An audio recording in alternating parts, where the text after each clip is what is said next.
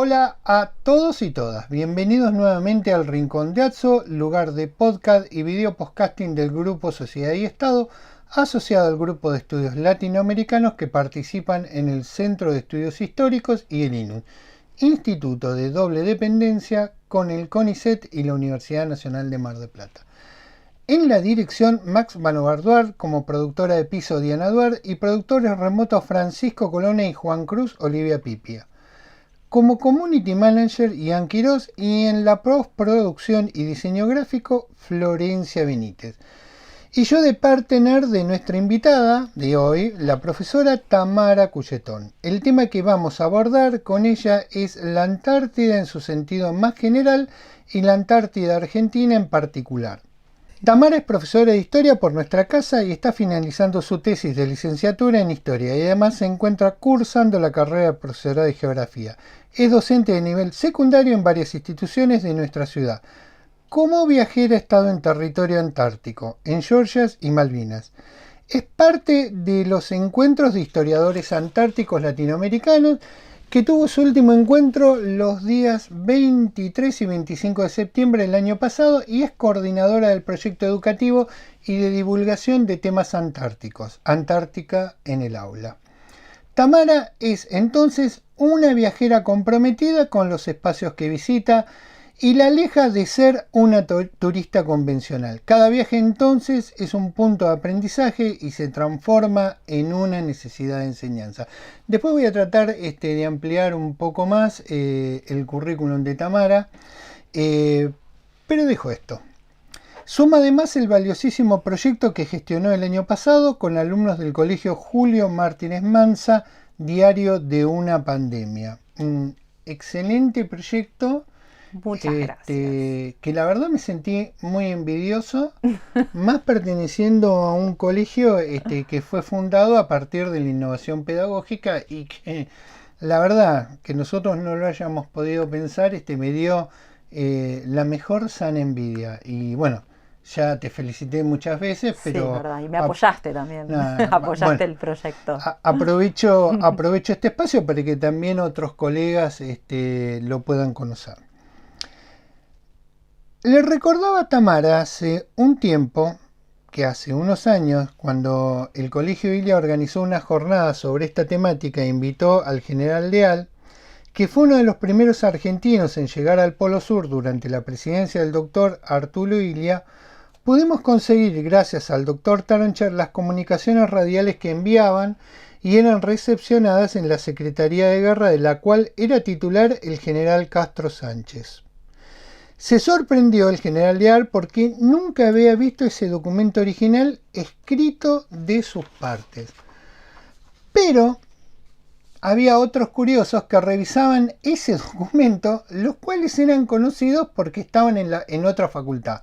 Y eran biólogos, químicos, físicos, que yo pensé que se habían equivocado de lugar.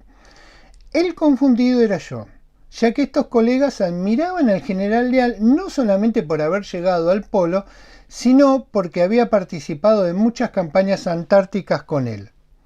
Esa conexión para mí fue fascinante.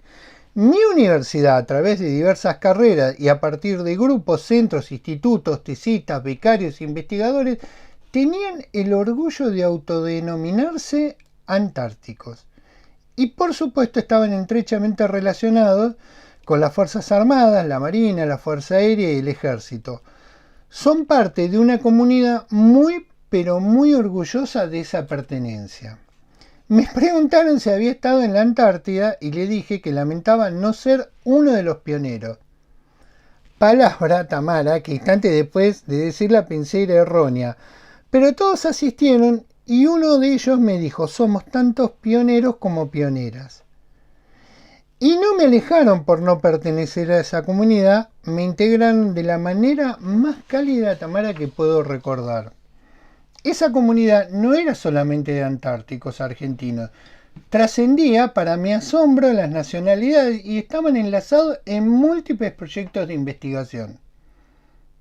Y me pregunté, ¿y los historiadores dónde estaban para registrar y contarnos además, unir el pasado con el presente, este tema vacante que conecta cercanamente nuestra ciudad? es por eso que Tamara está aquí y le agradecemos. Yo me gustaría, tengo varias preguntas y le digo al público que va a haber más de un podcast. Esperemos que sí, esperemos. Sí, va a haber Sí, más de uno porque cuando se iban relevando las preguntas dijimos, esto no se puede saldar en un espacio de 1 hora y obviamente va a trascender el público que nosotros tenemos. Entonces, mi primera pregunta, ¿por qué Antártida? Y digo, porque hay una experiencia académica, personal y profesional. Bien, sí. Empieza todo con en realidad, la experiencia personal que me remonta al año 2004, cuando tengo la posibilidad de embarcar en un buque turístico. Para mí una aventura. Sí. Yo no tenía absolutamente ni idea de Antártida, más que lo que me contaba mi papá, que estaba a bordo y que fue mi contacto, digamos, para conseguir ese trabajo. Sí. Que me llevó a recorrer varios sitios de interés. En ese momento, en realidad, no hubo una inquietud académica, sino que fue mi fascinación con el continente. Pero bueno, tuve oportunidad de volver en el año 2006 y después de un periodo viviendo en España, volví a embarcarme ya con otra mirada, otra madurez también. Entre los años 2011 y 2014 volví y hubo una experiencia que me marcó, que fue tener la posibilidad de visitar Malvinas y Georgias y encontrarme cara a cara con los restos de la Compañía Argentina de Pesca. Cuando yo desembarco en Grytviken y me encuentro con esos restos, con las banderas argentinas pintadas ahí, mi pregunta inmediata es ¿por qué yo, que estudié historia, no tengo ni idea, ¿no?, de esto? Y ahí es cuando tomé la decisión de que realmente tenía, después de estar desvinculada del ámbito académico durante mucho tiempo, en ese periodo en el que viví en España, decido que quería volver a Argentina, volver a la docencia, que era algo que me había quedado pendiente, y que no podía faltar Antártida en ese recorrido. Y así es como empiezo un poco de manera individual y en solitario a recorrer algunos archivos en la ciudad de Buenos Aires, buscando, bueno, un tema, ¿no? Un tema para investigar. Y es ahí que me conecto con la gente, digamos, el grupo de historiadores antárticos latinoamericanos. Que como... A mí me sorprendió eso. Sí, ¿no? Y obviamente debía existir, no me tenía por qué sorprender. Sí, disculpame la interrupción. Sí.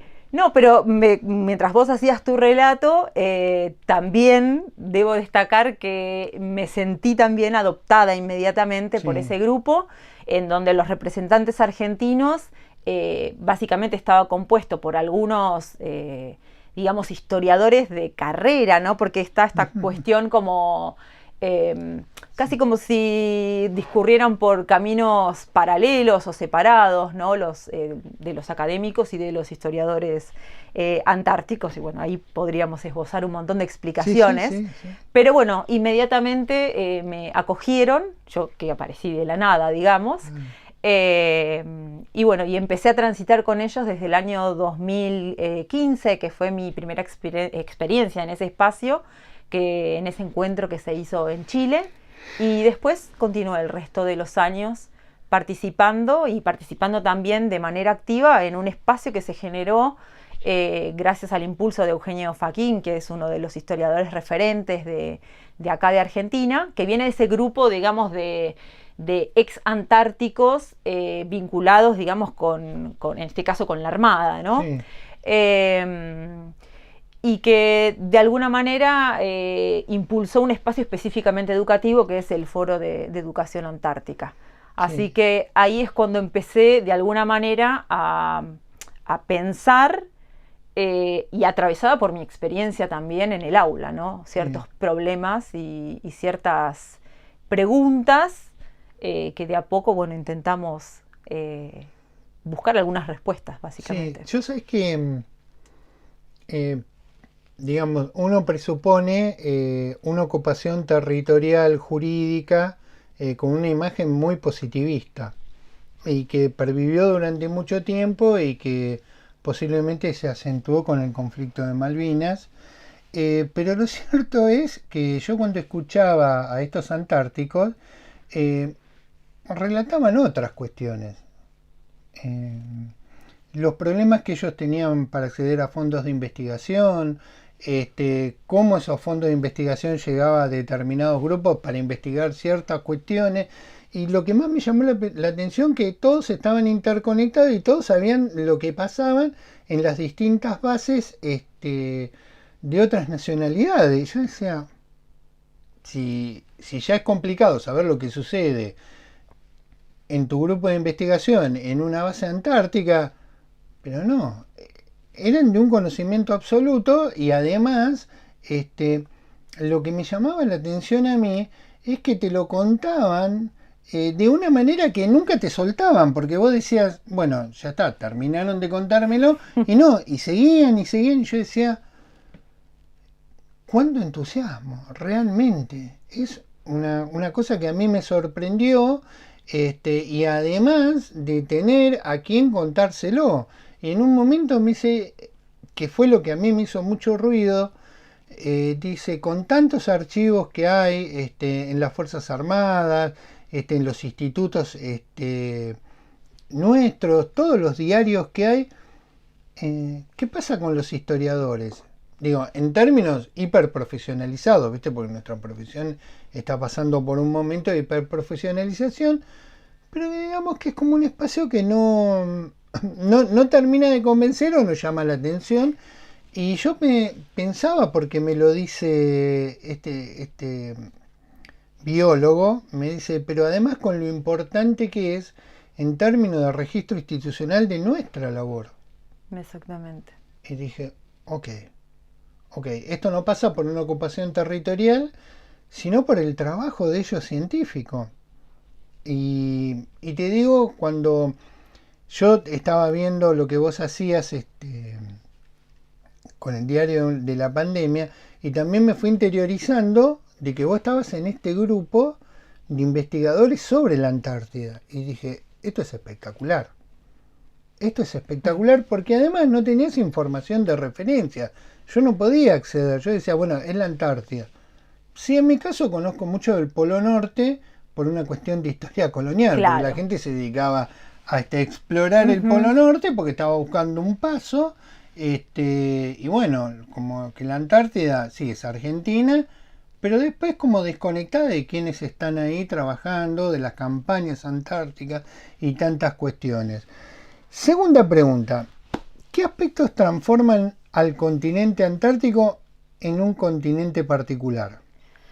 Esto que relatabas recién, que yo te escuchaba atentamente porque me sentía en cierta manera identificada, esto de generar la fascinación. Fascinación que viene, por un lado, por una cuestión del paisaje, de lo inhóspito, de generar esta curiosidad, esta pasión que atraviesa a todo aquel que de alguna u otra manera tiene una experiencia antártica, directa o indirecta, ¿no? Y esto indirecto tiene que ver mucho con lo que vamos pensando para el aula también. Sí. Un continente que además tiene la particularidad de que no solemos verlo en toda su extensión, ¿no? En las representaciones generalmente que nosotros utilizamos en el aula o no aparece o aparece fragmentado, ¿no? A mí me gusta llamarlo el continente sin rostro, cuando pienso en esos materiales que solemos trabajar. Sí. Y de ahí me parece la importancia también, ¿no? ¿Sabés de qué me río? Porque yo pensaba, ¿esto cómo lo cartografiaron? Si se está moviendo siempre. Claro. ¿Me entendés? Bueno, disculpa. Y sin embargo tenemos... en lo que tiene que ver con trabajos cartográficos, muchos espacios, los primeros en ser cartografiados, fueron cartografiados por argentinos. Sí. ¿No? En todo este periodo del plan de Pujato, en la década de la década del 50, digamos, que es el fuerte. Del Instituto Geográfico Militar. Y del Instituto Antártico también. Claro. Sí.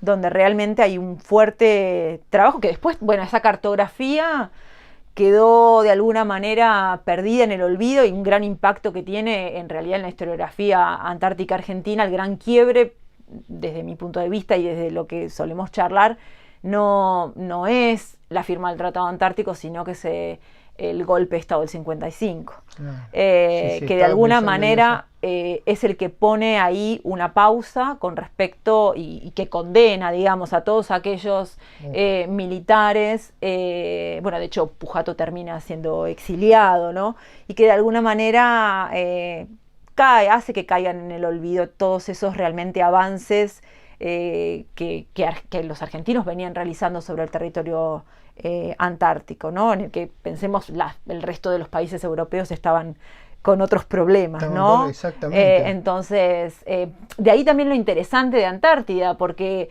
para nosotros que solemos tener esa mirada tan eurocéntrica, muchas veces de la que nos cuesta despegarnos a la hora de intentar que los estudiantes aprendan, ¿no? Construyan conocimiento histórico en el aula. Qué interesante tener un espacio que de alguna manera nos permite pararnos y ver, ¿no? Esa interacción con el contexto nacional, latinoamericano y también internacional. Sí.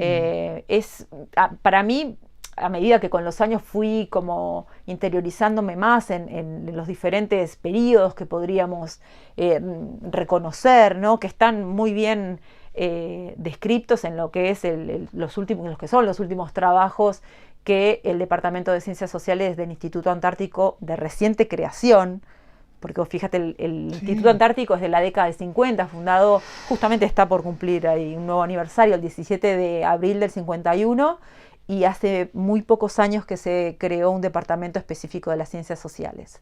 Como si las ciencias sociales no fuesen, ¿no?, lo suficientemente científicas para estar presentes. Cuando en el contexto internacional, en realidad, historiadores, hay reconocidos historiadores antárticos, bueno, británicos, americanos, y nosotros lo veníamos dejando de lado.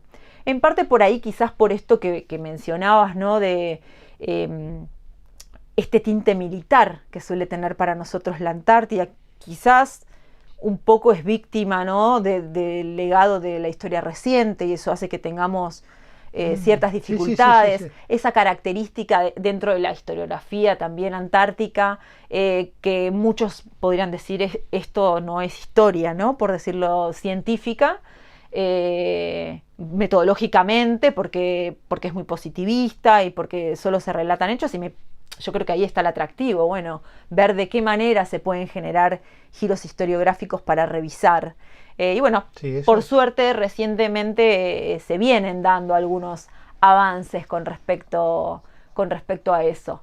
Y bueno, y me parece que eso también permite o nos pone, ¿no?, en una situación de pensar, bueno, cómo esto nos puede servir en el aula, que es un poco el objetivo que tenía este proyecto Antártida en el aula. Me dejaste pensando con respecto a la periodización. Ahí me quedé como diciendo, o sea, que obviamente la historia tiene una periodización que tiene que ver con muchas cuestiones también institucionales políticas. ¿Y cuál es la periodización que vos nos puedas decir para ir visualizando digamos, esta historia que tiene la Antártida? En términos generales, en realidad, la Antártida, como te decía, es el último continente en ser descubierto, por lo tanto, la primera etapa de exploración está vinculada básicamente con exploraciones que buscaban la explotación de recursos foqueros, loberos y balleneros, básicamente, desde mediados del siglo XIX.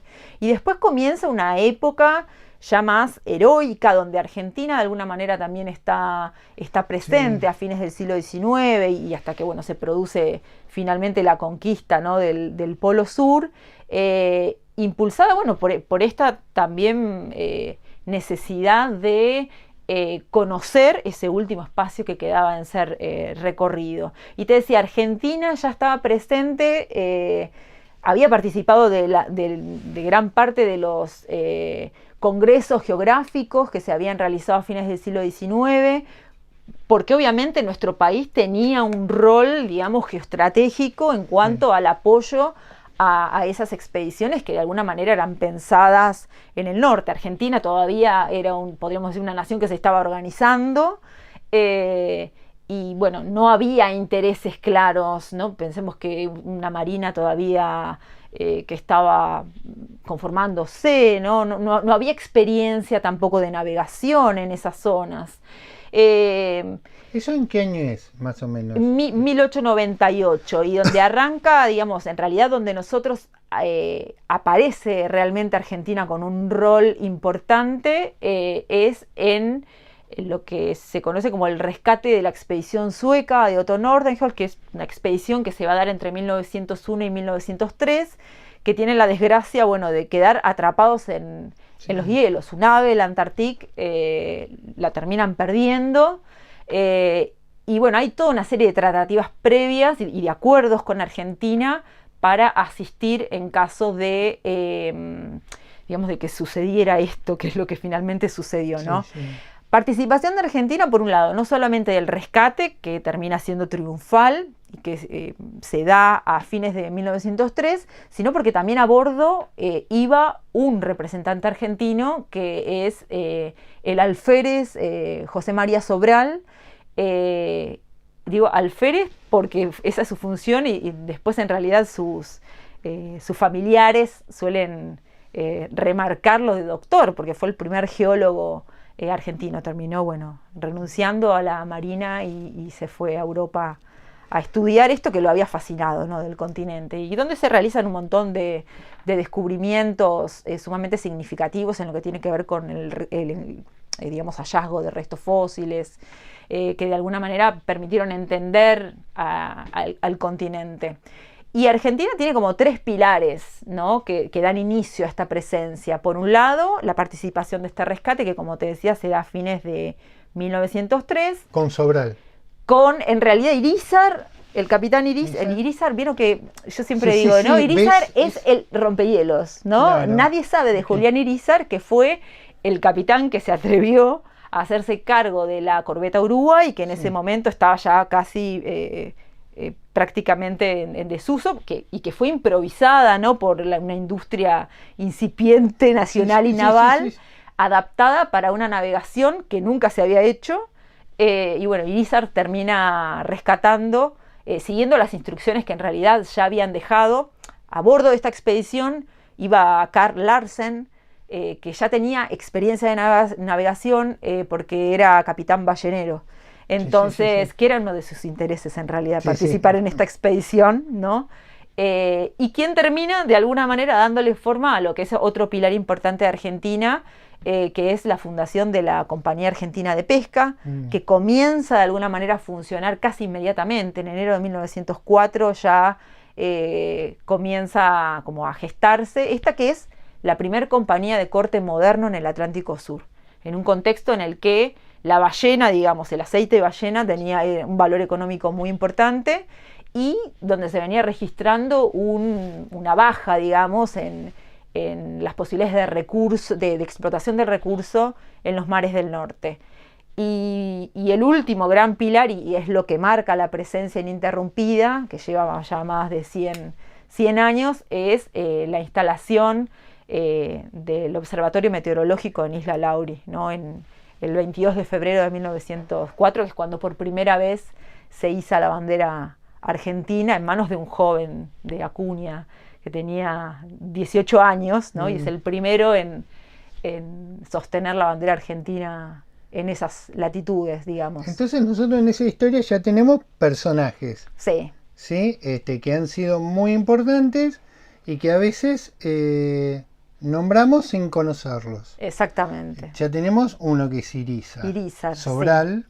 Exactamente. Y esta persona que vos nombraste. Y Acuña, que se encarga, digamos, de hecho, va como encargado del correo, digamos, que se establece, ¿no? Sí. Así que hay en realidad como personajes algunos héroes y otros pioneros, ¿no?, de la Antártida. Creo que tenemos unos cuantos por redescubrir. Bueno, elegí vos que te parezca más representativo para poder explicar al público el trabajo de ustedes. Sí, bueno, uno de los grandes es conocido así como el San Martín antártico, es Pujato. que él tenía experiencia y en la década de, sí, fines de la década del 40 intenta por todos los medios conseguir apoyo económico para llevar a cabo y obviamente la aprobación por ese entonces del presidente Juan Domingo Perón, ¿no? Sí. Cuenta la historia que en realidad es Eva Duarte quien de alguna manera le dice a Perón, bueno, prestale atención a este muchacho que tiene algo interesante para contarte.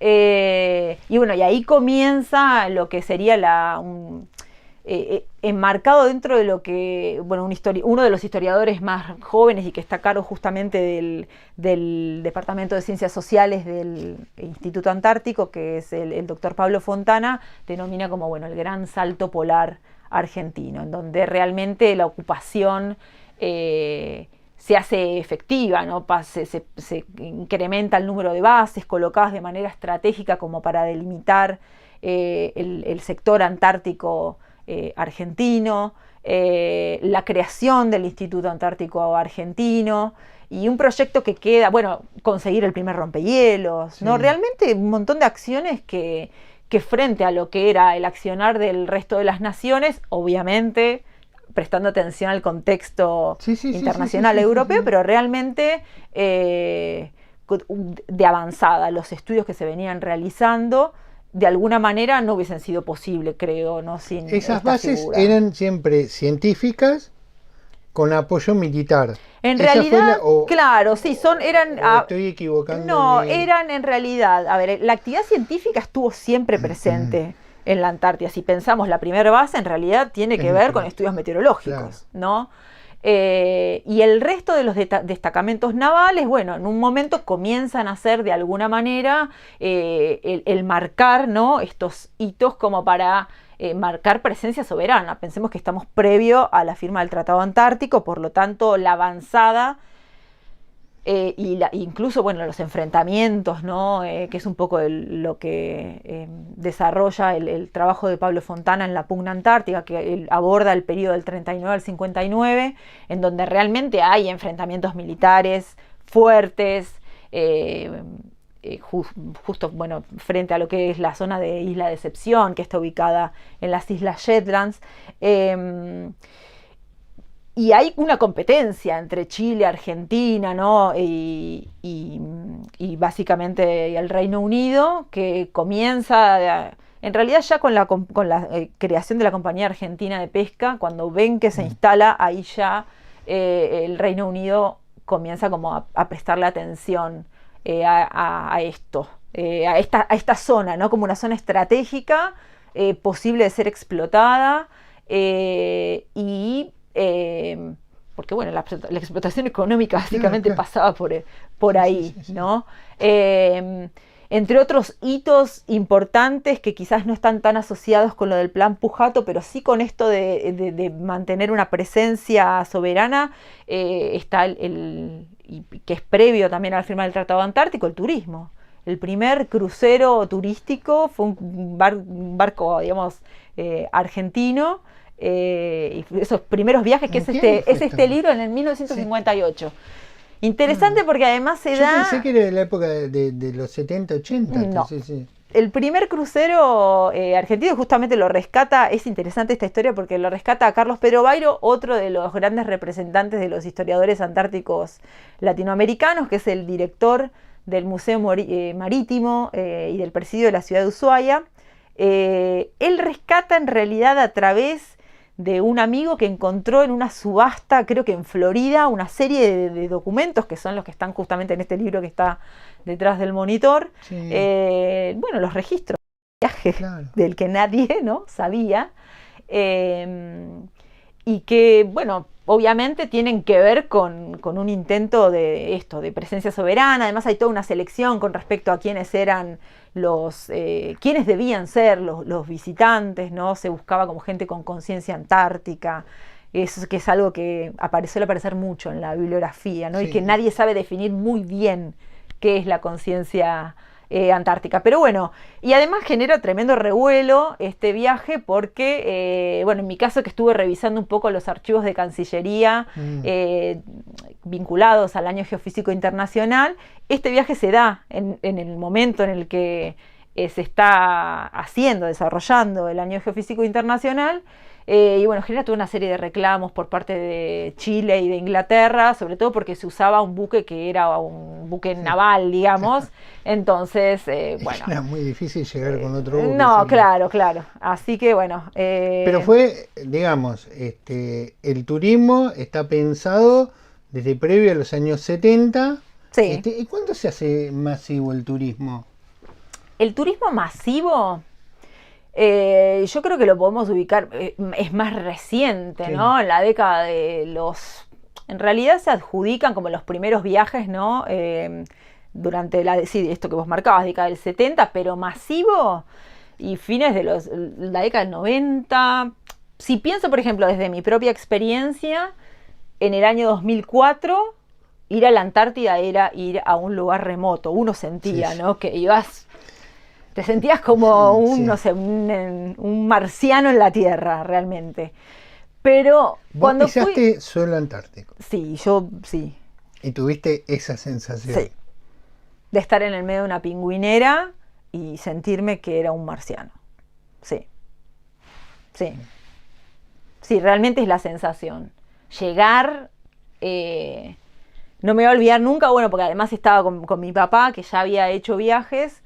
Entonces, bueno, zarpamos de Ushuaia, hicimos el cruce del pasaje de Drake, que me acuerdo que el primero fue bastante tranqui, porque bueno, no suelen ser mares muy amigables.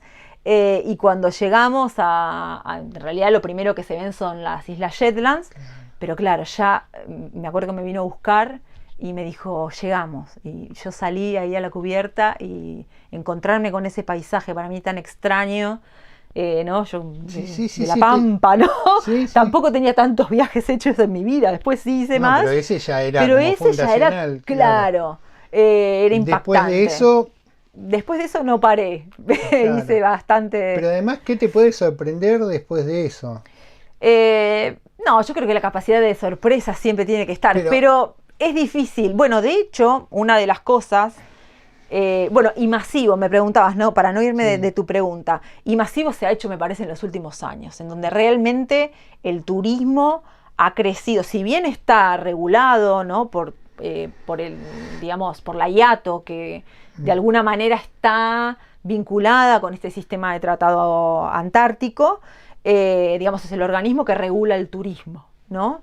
En Antártida, las actividades turísticas en Antártica. Pero ahora podés ir en veleros, en grandes cruceros, cruceros de lujo, cruceros que realmente llevan, no sé si miles de pasajeros, porque la navegación no es tan fácil, no es para cruceros, no voy a decir ninguna marca, ningún chivo, ¿no? Pero los cruceros del Caribe, ¿no? No hay problema. Si nos invitaran. Claro. Acá estamos nosotros para contar la experiencia. Pero tienen esa característica, las navegaciones en Antártida, para realmente poder visitar lugares interesantes desde el contacto con la fauna, no tienen que ser barcos muy grandes. Pero bueno, se ve, si nosotros nos pusiésemos, tengo una amiga que te puedo presentar para que venga, para hablar específicamente de turismo, porque que tiene cifras muy interesantes para analizar cómo van avanzando, cuáles son los turistas y, por ejemplo, en los últimos años vemos una enorme avanzada de lo que es el turismo chino. Sí. China viene pisando muy fuerte. Sí. Yo creo que casi que copa el mercado de turismo antártico actualmente. Son viajeros incansables. Sí, tanto que ya están casi armándose sus propios barcos. Ellos suelen chartear, pero ya están como... Bases ellos no tienen. Ellos tienen bases. Tienen bases, sí. Tienen bases. Sí, tienen bases. Muralla China es una de ellas. Sí, me los imagino. No las visité, Muralla China. Estuve por ahí, por la zona, pero no visité. Pero es uno de los lugares de... ¿Qué bueno, país ellos es sí. Sí. ¿Qué país? Sí. Bueno... digamos, tenemos hitos, tenemos problemas, y tenemos personajes. Ahora, todo esto hay que volcarlo al aula. Sí. Y la idea es, ¿cuándo nace esta idea? Esta idea nace en realidad, bueno, como te mencionaba hace un rato, un poco en el contexto. Primero nace cuando yo empiezo a revisar archivos y digo, esto en realidad, a ver, me aparecía Roca apoyando, poniendo como condición que la Compañía Argentina de Pesca lleve bandera argentina. Yo digo, pero, o sea, acá hay algo más que una explotación ballenera. Claro. Me aparecían textos del Perito Moreno diciendo, es muy importante que Argentina vaya y rescate a esta gente porque va a ser una posibilidad enorme para que desarrollemos una marina que no tenemos, marinos expertos en esa zona. Entonces digo, bueno, entonces acá hay un interés marítimo también, ¿no? Y de intención de ejercer soberanía sobre esos sectores de una nación que estaba consolidándose, digamos, ¿no? Principio del siglo XX. Digo, qué interesante en realidad poder por ahí pensar esos periodos, ¿no? A través de estas historias que de alguna manera acercan a este espacio. Recuerdo una anécdota, justamente el primer trabajo que yo fui a presentar al encuentro tenía que ver con esto, con contar un poco qué había registrado la prensa, ¿no? En el momento del rescate de la expedición sueca. Y me acuerdo que, bueno, hoy somos grandes amigos con Carlos Pedro Bairo, pero en su momento, cuando me preguntó el tema, me dijo, pero sobre eso, ay, qué novedoso, sobre eso no hay nada escrito, ¿no? De una manera muy irónica, porque, bueno, la verdad es que había como ya trabajos hechos, pero bueno, nadie había registrado esas cosas. Entonces, cuando yo empecé a contar, a decir, bueno, y qué interesante esto, y justamente el cierre de mi trabajo tenía que ver con esto. Qué útil podría ser todo esto en el aula. Y ya al siguiente... Decís un clic muy importante ahí. Y sí, por ahí sí, de hecho... Porque es otro público el aula, ¿no? Exactamente. Y si bien en Chile se viene trabajando de manera independiente porque el Instituto Antártico Chileno tiene una labor educativa muy consolidada. Ellos vienen generando ferias de ciencias antárticas, impulsando concursos, o sea, está presente. Tiene problemas parecidos a los nuestros, ¿no? Pero tienen una labor muy fuerte educativa. Una pregunta, Tamara. Sí.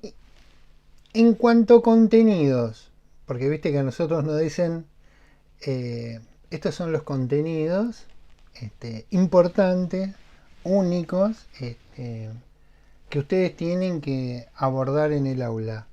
¿Qué pasa con el contenido Antártida? Mira. ¿O no pasa nada, lamentablemente? En realidad ahí hay como un vacío, claro, ¿no? Porque sí hay profes, de hecho, bueno, en los posteos que solemos hacer en Antártida en el aula, a veces solemos generar preguntas. El otro día, por ejemplo, hice un posteo vinculado con el mapa bicontinental. Sí, ¿no? lo vi. Y en donde hay profesores que lo utilizan, otros que no, y me pasó algo muy divertido, porque cuando fui a la escuela digo, bueno, vengo a buscar el mapa bicontinental, y la bibliotecaria, Silvina, que es una gran amiga, se quedó como, me dice, no, pero ese mapa no lo tenemos. Entonces pues, nos pusimos a revisar, le digo, sí, acá está claro. Lo que pasa es que nadie suele por ahí utilizarlo, bueno, por ahí los profes de geo sí, pero bueno, que aparezca una profe de historia pidiendo ese mapa específico. No pero, es tan o sea común. que canónicamente el Estado argentino con sus especialistas en educación, que son los que determinan muchas veces los contenidos, que te dicen, bueno, esto es importante, esto no es importante, no lo tienen en cuenta. No, en primaria no tengo explorado, digamos, en profundidad los contenidos de primaria. Sí, justamente trabajo en colegios que compartimos edificio y he visto algunos trabajos sobre Antártida, pero en realidad me parece que lo interesante no es aprender sobre Antártida como el continente, las características, sino poder construir o abordar contenidos a través de Antártida, ¿no?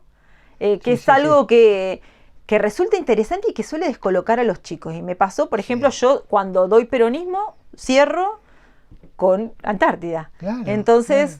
porque es una política de Estado que ni siquiera los que son especialistas en peronismo, vos sabés que a mí me ha llamado la atención de la ausencia que hay de estudios sobre la importancia que le dio el periodo peronista como política de Estado a ese continente. Exactamente. ¿Me entendés? Sí. A mí yo digo, bueno, está bien, no pueden estudiar todo porque también hay una enorme renovación sobre el peronismo. No, claro, ¿me claro. entendés? Entonces, como me dijo alguien, bueno, ya vamos a llegar, Claro. le digo, pero a mí me está llamando la atención también porque Perón, digamos, es una persona que ha pensado regimientos de montaña, que como forma de vincularlo con ese continente antártico, entonces no es un detalle menor, digamos, todos estos oficiales que no tenían, viste, una visión tan militarista sobre el continente, claro, sino más vale, eran, yo los digo, como administradores de la capacidad que tenía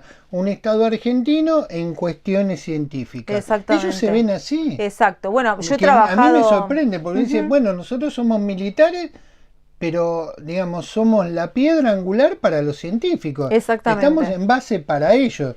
Y eso es una visión que plasma el peronismo. Por eso cuando vos dijiste que no le fue muy bien después del 55, claro, a muchos de esos oficiales, estoy hablando de teniente primero, todos, que tenían una proyección en carrera, sí, que quedaban desarticulados de la institución porque no era prioritario. Exactamente.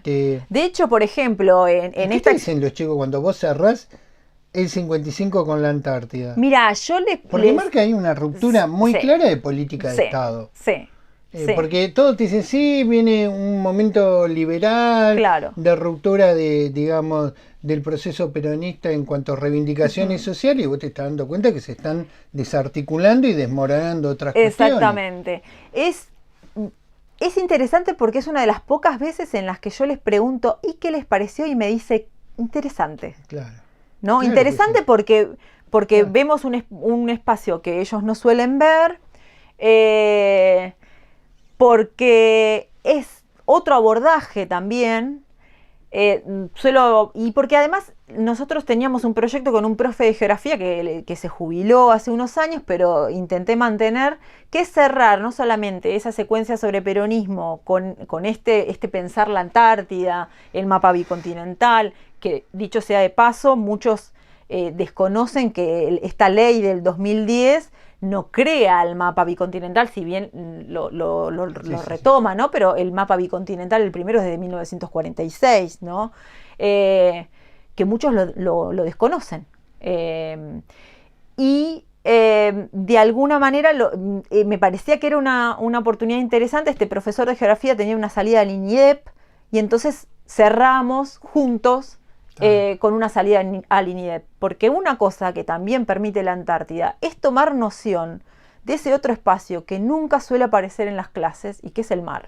Sí. ¿No? Pues sabés que yo lo discutí eso la otra vez con un colega, porque me decía, no, pero vos estás viendo territorio. Y yo le digo, el mar no es tierra, pero es un territorio, porque, digamos, de hecho hay una soberanía sobre ese territorio, pero no digo en soberanía, esto es mío y yo no permito que nadie ocupe ese territorio, sino yo estaba pensando que también Argentina tiene muchos deberes con respecto a ese territorio y todos los que están pasando por ahí. Exactamente. Desde asistencia, desde cooperación. Todo. No es solamente decir esto es mío. Exactamente. Y se tiene que hacer cargo de muchas cuestiones muy importantes, bueno, que las hablamos al principio. Y la explotación de recursos, ¿no? Me parece que es interesante, que me parece que ahí es cuando empieza como a girar la rueda de qué tan diversos pueden ser los abordajes a partir de Antártida. Sí. Me parece que eso es lo interesante. Y en esto de utilizar esto de la... Porque muchos echan, digamos, como atrás o desmerecen esto de la, digamos, de la representación bicontinental, muchos porque dicen que es incómodo para trabajar el mapa, que quizás sí algunos, depende de los temas que uno aborde, por ahí puede ser incómodo, ¿no? O sea, no doy todavía clases de geografía, pero bueno, puede ser incómodo. Digamos que vamos a aceptar que en cuanto a comodidad o no comodidad o incomodidad es subjetivo, ¿no? Entonces puede que resulte incómodo.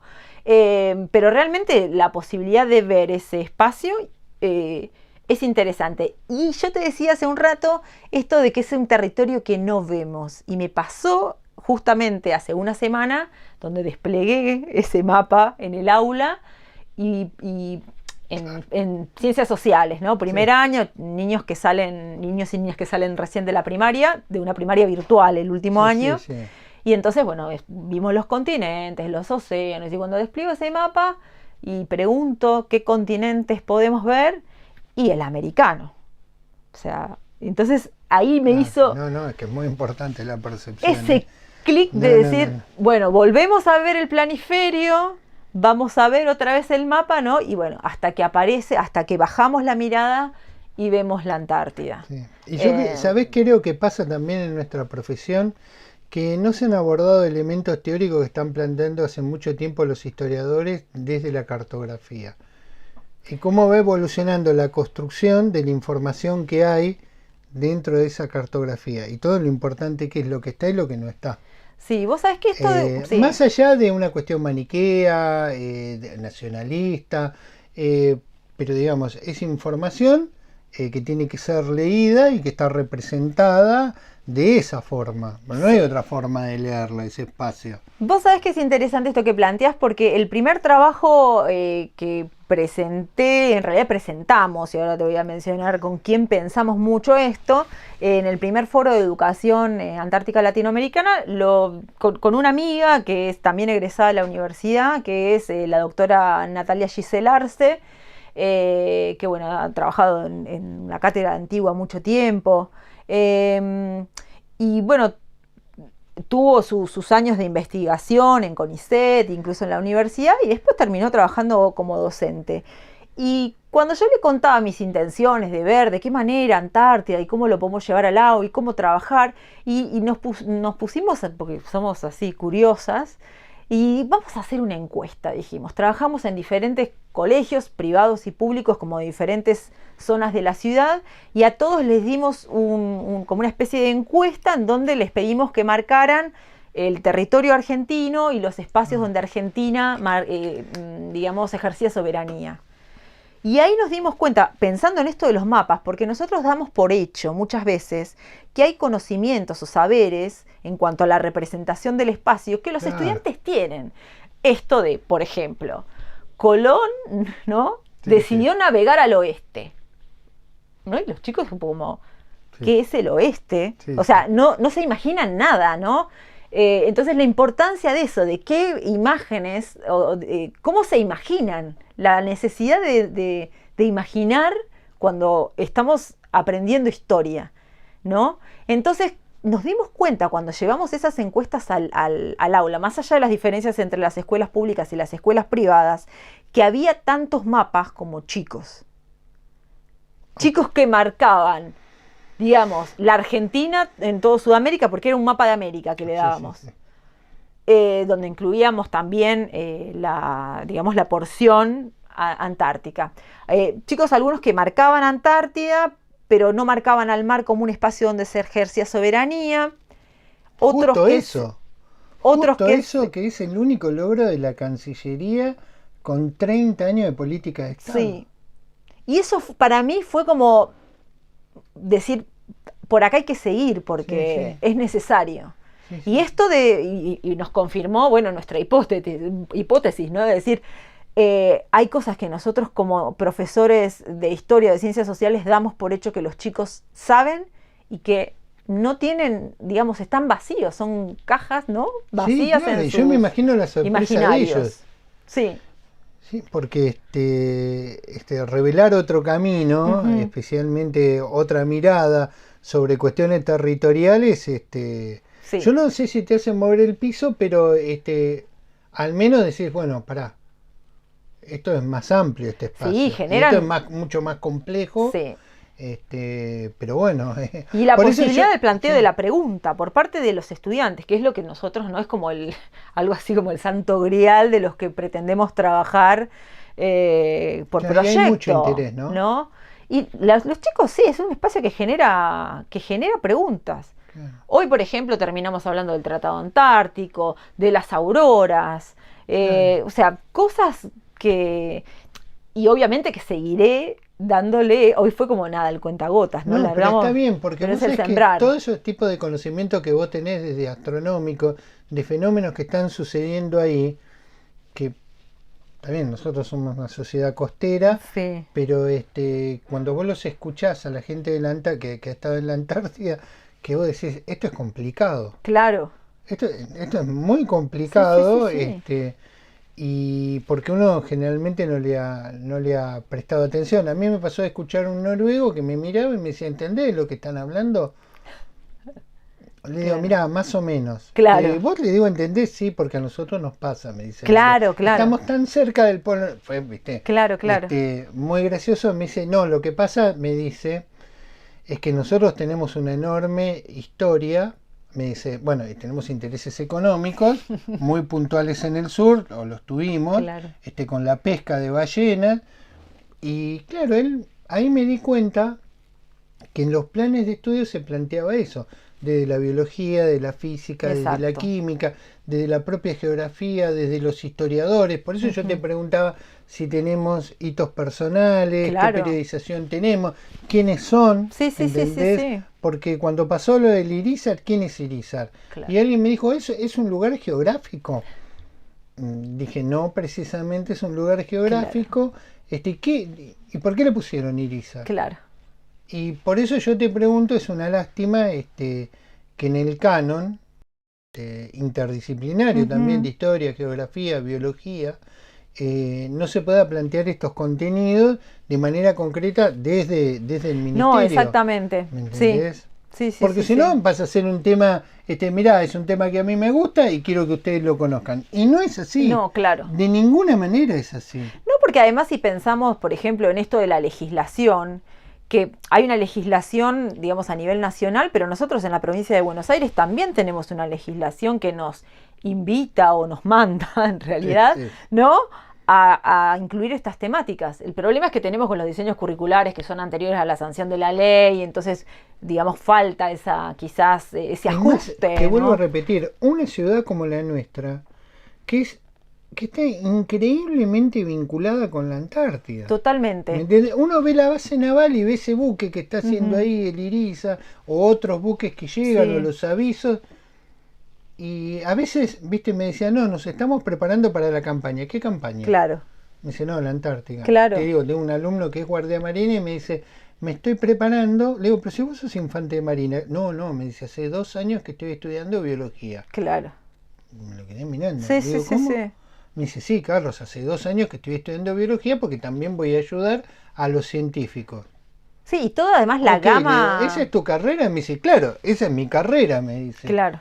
Por eso te decía antes de que el peronismo tiene Ujú. esa idea muy clara que es una base de apoyo a base Sí, sí, científica. sí, que el Pero bueno, objetivo es ese, ¿no? O sea, más allá de la insistencia en la presencia soberana, incluso posteriormente, yo recuerdo haber visto en el Archivo General de la Nación, en la sección de videos. me estoy riendo porque ¿Es yo qué? creo que si hay algo que un historiador busca, es el archivo.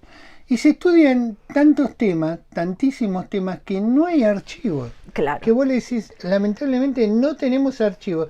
Y estos archivos son riquísimos. Sí, sí, sí. Digo, solo pensar en Cancillería. Y todo lo que, en realidad, y todo lo que tenemos que todavía no se sabe, que estaba en el Instituto Antártico y que, bueno, vos, no sé está si sabés. catalogado? No, hay muchas cosas que no se sabe, que hay, O sea que el no Archivo hay. General de la Nación no tiene un grupo de investigadores, porque la verdad son una máquina esa Sí, gente. no, en realidad todo lo que son los relevamientos antárticos son gestionados por el Instituto Antártico, que durante muchos años estuvo con algunos problemas financieros. De hecho, yo nunca pude ir a trabajar a la biblioteca. Yo imagínate, desde el año 2014 Claro. que intenté, luego la cerraron, fui a otra dirección. Me dijeron, no, la biblioteca está en otro lado, ahí me fui yo en el subte, qué sé yo. Y pero llegué y estaba cerrada. Cerrada. Tenés todo el recorrido de frustraciones que tienen Sí. otros historiadores Sí, también. sí. Y llegué, me atendió el señor de la puerta Sí, y me dijo, sí, no, me la imagino. bibliotecaria no está ahora. está, no vino, Bueno, la no, biblioteca. sí, No, claro. pero ¿qué horario tiene? Irregular. No ese sé, horario. claro. Bueno, después cerraron eso y quedó bajo custodia, creo que está en custodia en la Universidad de San Martín, si mal no recuerdo, pero como están las cajas cerradas, todavía no se puede trabajar, bueno. ¿Y en el Archivo General de la Nación? En el Archivo General de la Nación hay mucho material audiovisual. Y Eso fotos también. Está buenísimo. Sí, y fotos también hay. Eso está buenísimo. Ahora lo Tamara, bueno, esto que te decía recién, me encontré con un archivo de un viaje de Rojas que haciendo el relevamiento y que estos no son lugares que hay que explotar Sí. turísticamente, ¿no? Visitando los diferentes puntos como para hacer presencia No, qué increíble soberana los archivos, fílmicos, sí. La verdad que, bueno, el Instituto Antártico, a partir de la apertura de este Departamento de Ciencias Sociales, ha logrado, junto con el Museo de Cine de la Ciudad de Buenos Aires, recuperar archivos, por ejemplo, lo que fue el primer material cinematográfico rodado en Antártida, que también lo hizo un argentino, que es Moneta, que estuvo 4 años en las Orcadas y que hizo un documental que se puede ver, que está disponible en YouTube incluso, gracias a este trabajo de recuperación que han hecho junto al Instituto Antártico. Te digo, entonces tienen los mismos problemas que los historiadores profesionales en cuanto a acceso, al menos ordenamiento de los archivos. ¿Y los archivos militares? Y archivos militares hay. Mi experiencia fue que fui al archivo militar justamente porque estaba trabajando con una fuente que él había estado en el Año Geofísico Internacional, que es uno de los miembros de la agrupación Antárticos Mar del Plata, otra de las, podríamos decir, de los pilares de este proyecto de Antártida en el aula. Había estado participando. Él era radiotelegrafista, entonces yo buscaba de alguna manera ver si algo de lo que él me contaba aparecía registrado en algún archivo. Me dieron bibliografía, básicamente, y no pude llegar a material. No sé si hay o no hay. Ni siquiera en el legajo de personal, porque viste que vos no podés acceder al legajo de personal hasta que esa persona no falleció, no retirado. Claro. Yo te digo, yo cuando le mostré a Leal, porque yo le digo, mire, tengo una cosa para que usted la mire, y yo digo, bueno, tipo, te lo juro, hizo así, me dice, ¿dónde sacó esto? Claro. Le digo, mire, me lo dio el general Castro Sánchez, no me lo dio a mí. Castro, esto así me dijo, esto lo tiene Castro Sánchez, y tenía a los biólogos que estaban tratando de ver, porque me decían, pero nosotros vimos fragmentos de esto, pero no fragmentos escritos, sino de radiofonía. Claro. Y le digo, mire, no sé qué decirle, le digo, tengo un colega que está haciendo la tesis sobre el golpe de Estado del 66, le digo, y es muy amigo del general Castro Sánchez. Me dice, yo no puedo creer que el general Castro, así me dice Leal. Sí, le digo, yo digo, se lleva el archivo y me mata, Miguel, me mata. Y te digo que eran casi 2000 páginas. Claro. Yo me sorprendí porque Miguel me dijo, mira, llévalo para que los chicos lo trabajen en el aula, pero, viste, fue todo de apuro, la gente no tenía mucho interés, te digo, el colegio fueron porque no tenían hora de clase, entonces dijeron, vamos. Y mira, me pasó una cosa, el colegio es muy fuerte en exactas, muy fuerte. Y claro, los chicos de exactas dicen, ¿para qué vamos a ir a un acto que es de geografía, de historia? Y yo le dije, toda esa gente que está ahí sentada son químicos, son físicos, son biólogos. Le digo, esas personas vienen a ver a una persona que estuvo en el Polo Norte, le digo, que fue uno de los primeros, le digo, ni siquiera el primero, uno de los primeros, le digo. Ustedes que son de exactas no quieren estar, que después van a estudiar biología, van a estudiar biología marina y van a estar en un buque o van a estar trabajando en el INIDEP. Sí, las puertas que te abre eso como experiencia. Y claro, cuando, digamos, estos chicos empezaron a escuchar a los colegas que empezaban a hablar de todas sus experiencias, después uno me dice, la verdad, yo nunca me hubiera imaginado estas posibilidades. Y yo digo, pero qué desconexión que tenemos, digamos, la universidad con todo el conocimiento que produce, con la realidad antártica. Es como que, ¿viste? Sí, es un mundo paralelo. Claro, es como te dicen, en Mar del Plata, sí, en Mar del Plata, en Mar del Plata. Pero bueno, otra pregunta entonces.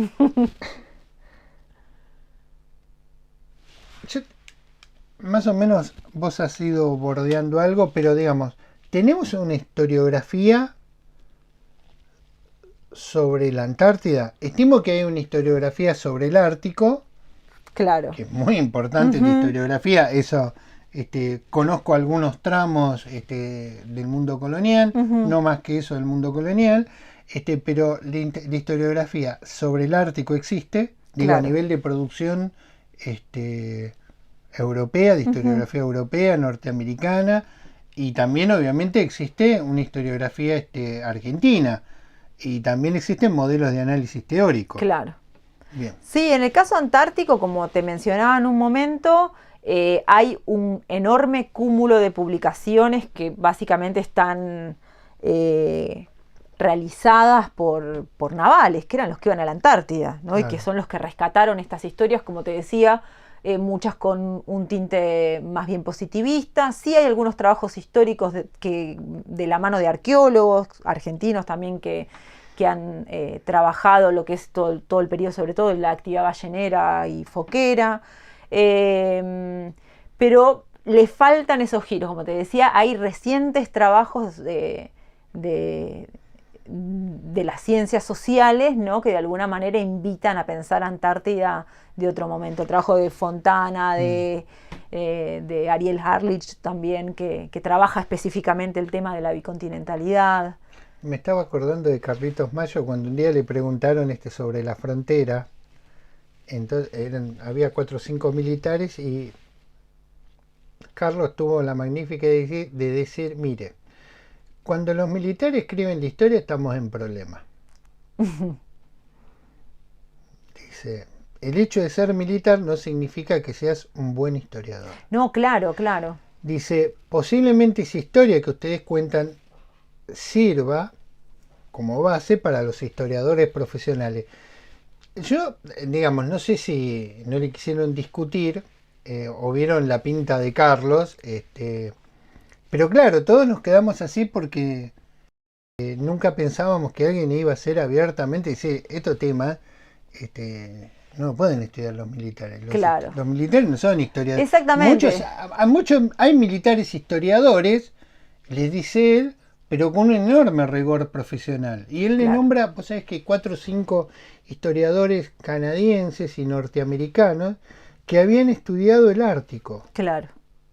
Pero no de la perspectiva, ponele, de influencia de la OTAN en conflicto con la Unión Soviética. Eran historiadores profesionales. Claro. Que, digamos, tenían temas concretos con un objeto de estudio muy, muy focalizado y con técnicas historiográficas. Pues es que a mí me llamaba la atención cuando Carlos me hizo leer los trabajos. Le digo, ¿pero usted está seguro de esto? Pero sí, me dice. Claro. Lo que pasa es que son historiadores formados profesionalmente. Claro. Bueno, digo yo, acá hay historiadores que no son formados profesionalmente y está bien, pero recuperan el pasado. En un punto están contando sus historias, dice. Sí, sí, pasan a ser fuentes, claro. Dice. Sí, a mí me ha pasado incluso de leer algunos libros cuando estaba haciendo este trabajo sobre el rescate de la expedición sueca y nada, de decir, estar en los diarios y esto yo ya lo leí, ¿no? Esta cosa, claro. El no poder ir a las fuentes, muchas veces no citar las fuentes, no decir cosas y que te queden en el aire, sí. Que nos dificultan por ahí, bueno, digo nos dificultan, yo tampoco me considero una historiadora, no, soy más docente, digamos. No, está bien, no, perfecto, yo lo mismo, te digo, francamente me pasa lo mismo, digamos, pero soy curioso muchas veces en qué hacen los historiadores y cómo lo hacen, claro. ¿viste? Porque vos también esto lo reflejás en el aula, cuando vos lees un libro y decís, bueno, mirá, esto es de acá, lo leí acá, lo digo de esta manera y no de otra manera. Y uno, digamos, al tener esa formación de saber reconocer un discurso, digamos, jurídico, desde un discurso sociológico o economicista, ¿viste? Uno va leyendo y va acomodando la ficha. Por eso te preguntaba si, digamos, creo que hay una ruptura en toda la historiografía a nivel positivista. Claro. No estoy hablando solo de la Argentina. Sí. Eso es evidente entonces. Sí, yo creo que en los últimos años se vienen dando esos giros y de alguna manera desde mi rol docente y desde las temáticas y desde la casualidad, ¿no?, de haber entrado en contacto con la agrupación de antárticos de acá de Mar del Plata, creo que desde lo que es la historia oral claro, hay mucho para recuperar. Bueno, hay mucho. Claro. Las fotografías personales. Creo que ahí es cuando ese empieza el trabajo. Yo creo claro. Sí. Mis próximos, digamos, yo todavía estoy con tiempos complicados, sí. pero mi gran anhelo es poder trabajar con lo que tiene que ver con los roles de las mujeres, de esas primeras mujeres Claro. que van a Base Esperanza en el 78, que tienen hijos que tienen hijos en la Antártida, claro. La niñez, esos primeros niños pioneros, que bueno, algo un poco pude conocer a partir de estar un poco más metida en la organización del último encuentro. Y yo creo que ahí sí que hay una variable que es la historia oral, con todas las técnicas que hay, con todos los procesos a los cuales debemos ser muy cuidadosos, pero uno no puede perder esas historias. Exactamente, además. porque además es eso, es el recuperar, bueno, específicamente con el testimonio de Arpegio, que además, bueno, cuenta que ni siquiera ellos fueron parte de lo que es el Año Geofísico Internacional, que es la antesala de la firma del Tratado Antártico, ¿no? Es decir, Argentina va a esa primer experiencia de cooperación internacional realmente con equipos sumamente profesionales, entrenados, y acá sí se nota mucho esto de tener en claro que era hacer asistencia al trabajo científico como prioridad, ¿no? Y no esta cuestión de soberanía. De hecho, Arpegio cuenta que en el primer encuentro con un chileno, ¿no?, haciendo su patrullaje, lo termina echando y lo retan, ¿no? Porque dice, bueno, no estamos en esto, pero él no estaba ni enterado ni de qué era el Año Geofísico Internacional. Claro. O sea, él era radiotelegrafista y vio un chileno y lo echó, ¿no? Pero él, una de las cosas que tiene es esa deuda pendiente. Nosotros nos sentimos héroes, estar siendo protagonistas de una historia que iba a marcar la historia de Antártida, y cuando volvimos fuimos desconocidos.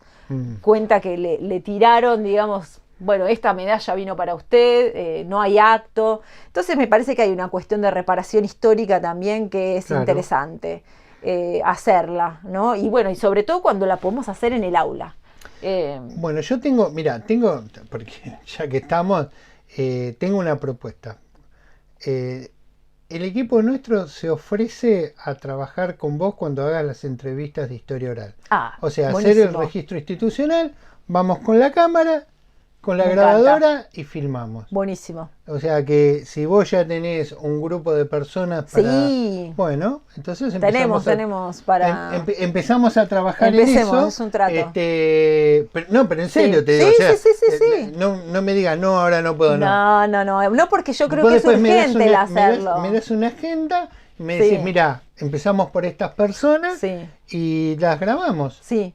Yo creo es lo único que yo puedo ofrecer, porque sobre historia oral no soy un especialista. Exacto, pero creo que no solamente en nuestra universidad, sino en otras universidades, seguramente nosotros sembremos la semilla. Claro, empecemos por acá, de aunque sea tener un registro institucional de historia oral de quienes han estado o se consideran antárticos. Exacto. Bueno, obviamente... ha sido insuficiente tiempo, yo tengo más preguntas y va a haber un segundo capítulo sobre el tema que hemos tratado hoy. Yo quiero agradecerle a Tamara la presencia, se me pasó el tiempo volando. A vos la invitación. No, por favor, era una deuda que yo tenía, era algo que el Grupo Sociedad y Estado se había planteado como muy importante. Porque nosotros siempre estamos mirando la universidad, lo que se produce en la universidad, y creo que es justo poner en valor el trabajo de nuestros colegas, y más en el lugar que corresponde, porque es muy fácil enseñar historia a gente que quiere estudiar el profesorado de historia, o la haces odiar a la historia o la haces amar. Sin embargo, en el colegio secundario el público es diferente, y cuando uno logra colmar las expectativas, yo creo que siempre es un gran triunfo, y eso se lo debemos a nuestros graduados. O sea que bueno, Tamara, te invito a un segundo encuentro. Por supuesto. Para que yo pueda terminar con las preguntas que tengo, y además te comprometo a que vos fijes una agenda para que vos puedas dejar un registro videográfico Bien. de toda la gente que vos quieras entrevistar. Hoy es 31 de mayo. Dentro de 2 días. De mayo no, Perdón, te fuiste. perdón. De marzo. De marzo. Es un poco, digamos, un poco emocionado porque dentro de 2 días se produce un hecho que es la recuperación de las Islas Malvinas por parte de una dictadura, con todos los problemas que eso nos trajo. Ujú. Así que un fuerte recuerdo a todos los veteranos. Sí, Vos trabajás también ese tema. sí. Especialmente a los caídos en combate, a los familiares de los caídos en combate, un fuerte abrazo y bueno. Y sumo algo, que Sí, recientemente dale. hicimos una entrevista en el Ojo Austral para Eugenio Faquín y mencionó no solamente a los caídos, a los veteranos, sino a los que volvieron, ¿no? Sí, Y fueron un poco víctimas del olvido. del olvido. Del olvido. Sí. Pues sabés que cuando la otra vez se conmemoraba el 24 de marzo, yo soy clase 63. Fui declarado deficiente de aptitud física por mi pérdida del oído y digamos fue muy doloroso no haber ido, Ujú. porque uno dice fue otro que tendría que haber estado en mi lugar. Pero también recordé que en el año 81 se cumplen 40 años, el 1 de abril se cumplió el traspaso de mando de Videla Viola. Ujú. Y eso también es un momento de luto para la historia argentina. Y bueno, en diciembre asume Galtieri y terminó en lo que terminó. Y bueno, para mí estos momentos son muy dolorosos, entonces trato de siempre recordar, digamos, hasta los que no están, a sus familiares, y bueno, como vos bien decís, Tamara, a los que quedaron acá. Ujú. Bueno, un fuerte abrazo para todos y nos vemos en el próximo capítulo del Rincón de Azo. Un beso muy grande, Tamara, y gracias por estar con Gracias nosotros. a ustedes por el No, por espacio. favor, un beso grande. Un beso.